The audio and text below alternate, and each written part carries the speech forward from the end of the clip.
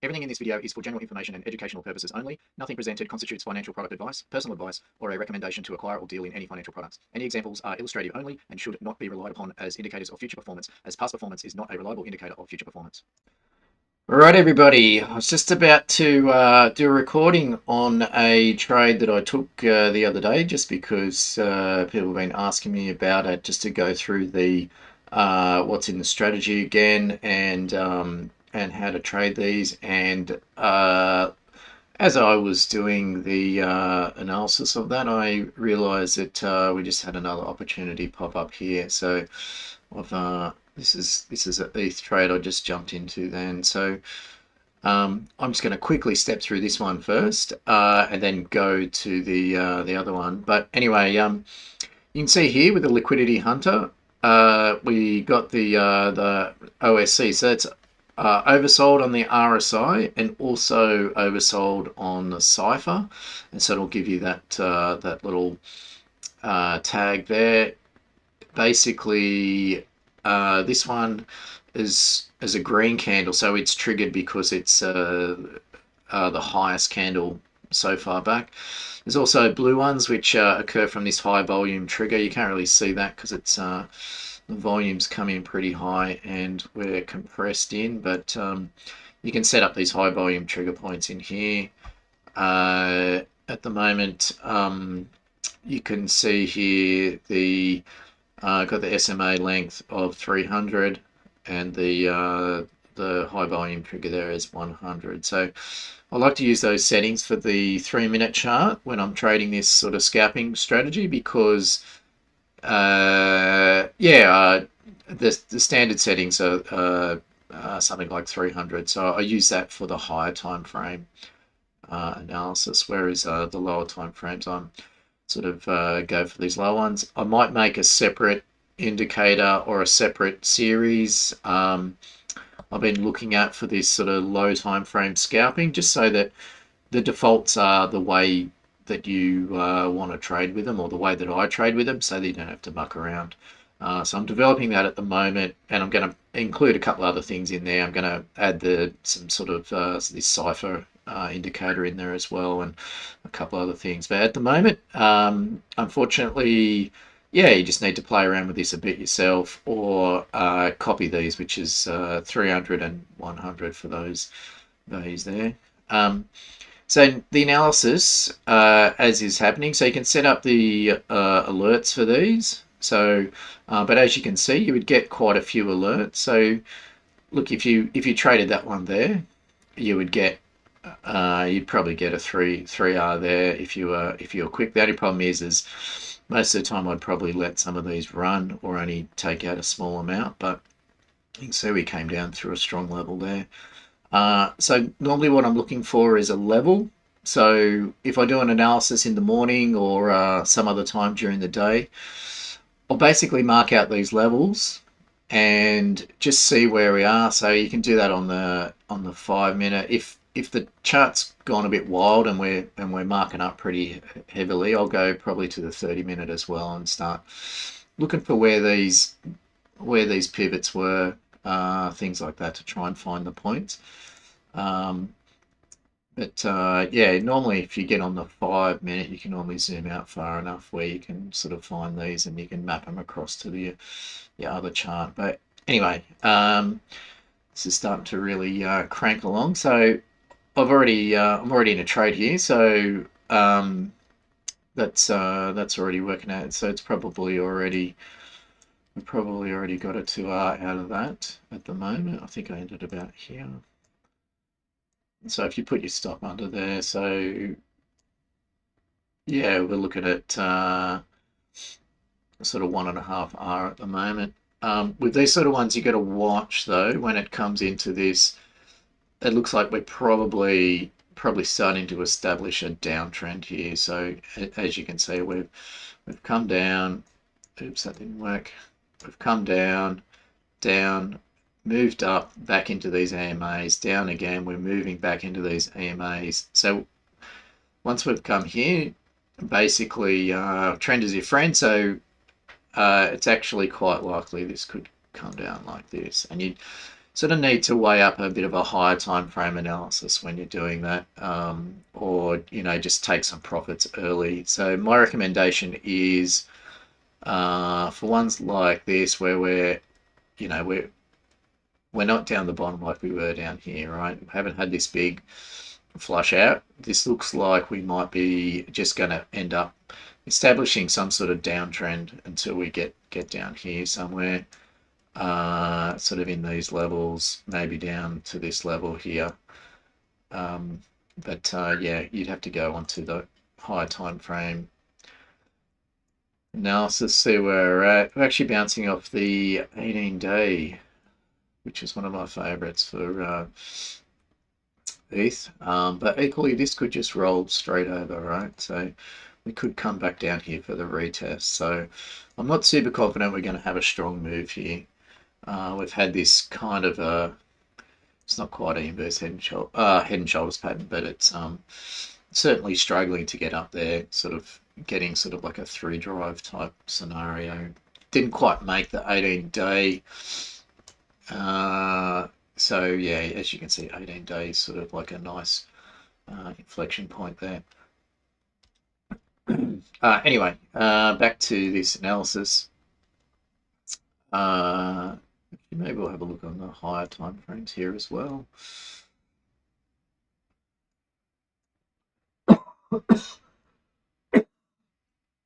I might have to chop that out. All right, back on this. All right, so if we zoom in, you can see here that we're progressing up, but yeah, I'd say she's probably going to roll over at some point. I've only got a small trade on, so I'm not really that concerned about this one at the moment. So let's, yeah, that's how you do it. So you're looking for this in particular. So you want this high volume candle. You want to get the oversold trigger. You can turn on the background RSI as well, background coloring. Gives you a better idea of, yeah, so we only just broke into the oversold territory, so we get that the green background on that as well. Here's your multi RSI. You can see where all the RSIs are down into this sort of lower region of the graph. Our 3-minute ciphers got way down here, and we got the crossover there. It's a bit annoying because I keep doing that. But anyway, yeah, so you can see we got the green dot. So we got the cross, and that's a good indication that that she's going to reverse. Normally, best to wait for that because sometimes it can dig fairly deep in the cipher and keep going down. And normally, yeah, you're looking for a very large change in the open interest here, or a large change in the CVD. That's really good, or both. Really good indication that there's a lot of people trading here. You're going to get it's a pretty ugly B profile, but that's gives you your B profile. So we've got a lot of trap people underneath this level. Here's our strong level. Everybody's well, in this case, because we had a reduction in open interest and a reduction in the CVD, that's that's liquidity. So there's people's stops being taken there. So that just gives it room to be able to move back up. So the price can move up. Once these people got flushed out, price can then move up. So then you're going to get sort of continuous buying up through this area. So yeah, basically that's a current live trade. To be honest, I probably should take some profit here. Anyway, I won't stop the video. I'll just keep going on because I want to talk about. So this was a trade I took just before the FOMC on Friday, and yeah, I posted in the group on the Saturday morning afterwards that the trade that I took, basically 45R. So when you're doing 45R, even if you're only punting with small amounts, you can definitely make some money. So I think I made about 1,700 on this trade. Was only risking about $150. So that's the kind of trades you can make pretty simply, pretty easily, just by sort of following this method. Unfortunately, because I'm doing replay, the tags don't come up here. But as you can see, this was a green candle. It was above the blue line, which is it's a bit hard to see because everything's so compressed. Massive amounts of volume. And so that would have had the tag. We had the open interest increasing there. So these were actually quite possibly people trying to short that level. We've come across this strong level here. Can't really see that, of course. Just to be bloody annoying. Oh, you'll just have to believe me.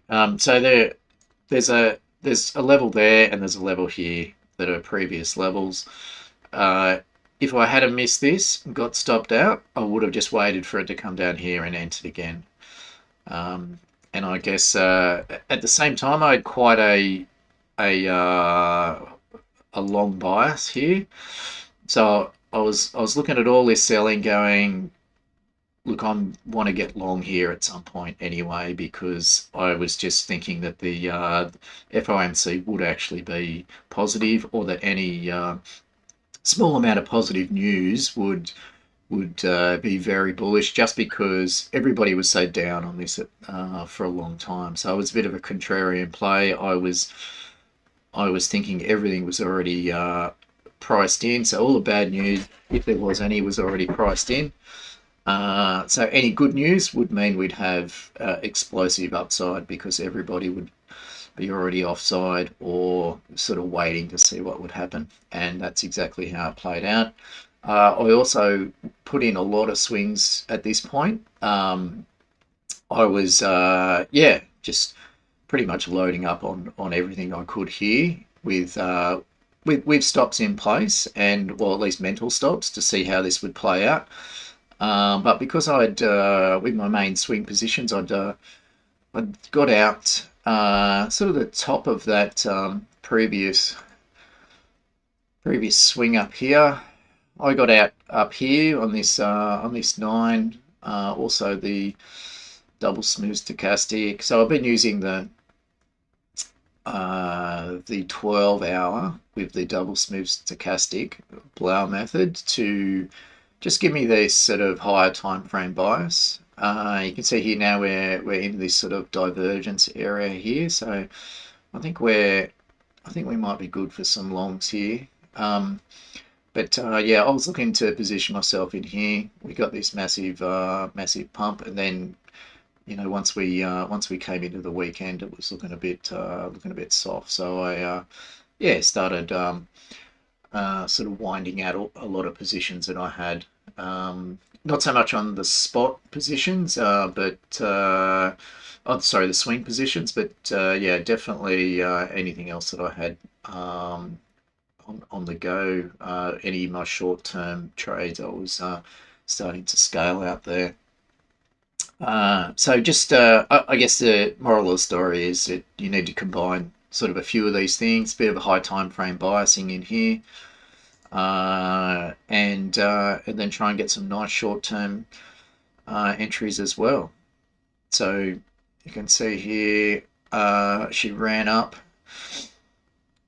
basically put in a little bit of a head and shoulders there. I was looking at this Saturday morning. Everything looked very similar to this. Started rolling over pretty hard. So I started scaling out on all my shorter term trades here. Wasn't sure how deep it would go back in. So I left most of my swings open there. And to be honest, I've already made quite a bit on and saved myself a fair bit of money getting in and out a few times with the swings, so not really that concerned if we drop a little bit deeper in that respect. Might even scale in a little bit more, but yeah, so that was the logic at that point. But yeah, just recapping, we had some strong levels here. I was looking for some entries because of the higher time frame biasing. We got a little bit of a movement on the open interest. It's a bit hard to see just because the automatic thing kind of stretches that because people started piling in once the news came out, and yeah, you can see there was a lot of sort of driving down here. Also got into Ethereum and Sol at the same time. So Sol was pretty much the same. It was a bit trickier to find the right spot to enter here because we just had massive amounts of selling. You can see the ciphers, 3-minute ciphers just been grinding down here all the way. Actually, I'll piss this off. New feature with this, you can make it into a line chart rather than a area, so you can just see what's sort of going on behind the scenes here. You can see we had some big dumps in open interest here.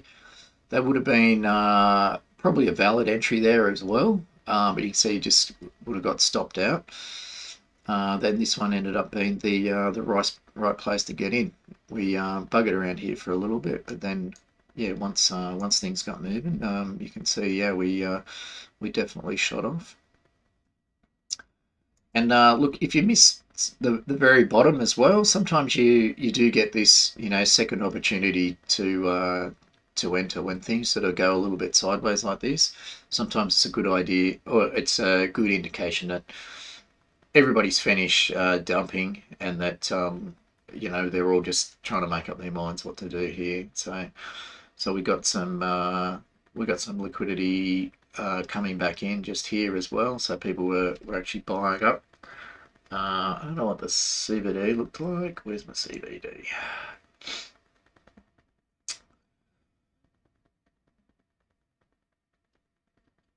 So we can see we had a bit of a drop in the CVD here as we got that flush through this level. And like with the SUI, we had another strong level just below here. So if we had got stopped out here, we would have been just looking for this second opportunity down here. So yeah, don't be too scared to get bumped out. Sometimes it's good to jump back in. So just look for the next opportunity that arises. So in this case, didn't have to worry about that because I got in, and then yeah, I actually just went to bed. I just thought I can't be bothered listening to this because it might get a bit of volatility, and I might actually change my mind about something. So in the end, it played out superbly. So I can't remember how much my trade on Sol was, but unfortunately I've deleted some of this stuff. It's a bit of a problem. I need to do these straight away because the charts get so messy, I'll clear them out. So same again, Saturday morning I was looking at this at about 8 o'clock in the morning, deciding on what to do. And yeah, started scaling out all my positions that I'd put on from the night before. So yeah, it was quite a good 12 hours for me, to be honest. Just in shorter term trades, there was about $15,000 of profit I'd made, and that's not even including any of the swings or anything like that. That was just the shorter term trades that I made. So yeah, not even including spot. So yeah, and just with small amounts. So you know, you're betting a couple $100, making you know, this is even if you got it, I got in pretty hard here. So you're like, it might have been a 15 or a 20R, who knows. But with SUI was, yeah, like 45 ETH. I can't remember how much that was, but that ended up being quite a big trade as well. About $3,000 or $4,000 just on that trade, and so on. So yeah, yeah. So once again, you're just looking for the triggers, checking open interest, where the levels are, and just seeing where your cipher is. It's always better to be trading when when you've got confluence of the 3, the 5, and the 15. These obviously are slower reacting, but if you're in these lower areas on the 15, you normally get better bounces. Same with the 5. The 5 can dig pretty deep as well, like the 3. So yeah, you just need to make sure you don't jump in too early. So you've got to get the confluence of the level plus the cipher in the right area, and add some extra confluence with the high volumes and the open interest or CVD. You get all those things to sort of come together, you can make a pretty good decision. Plus a bit of high time frame biasing, like I did in this situation, and a bit of good news can help these things kick along quite well. But in most of the time, if there's no sort of news going to hit and you're trying to position, you need to be a little bit more cautious and probably scale out a bit earlier. We'll go back to this trade here. Where this is the ETH trade currently in. This is looking a bit shit, to be honest. If this doesn't kick on here, I'm gonna probably scale out some here. So yeah, in that case, I'll only have a 1-to-1 trade if that happens. But yeah, as I explained before, just overall bias here is we might just come lower. So it's yeah, can't say I've made thousands of dollars out of that. So but yeah, better than a poke in the eye. Anyway, that's all for now. I'm going to close this stream, and I will yeah, see you next time.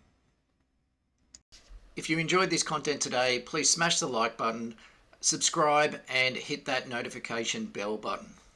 So if you want to learn how to trade and really master the markets, see the links down in the description below, where you'll find links to our premium indicator suite, our infamous premium Discord group, and the Market Mastery 3 training course, where you'll learn not only how to trade with our trading style and our premium indicators, but also get a well-rounded view of the macro economy and liquidity cycles.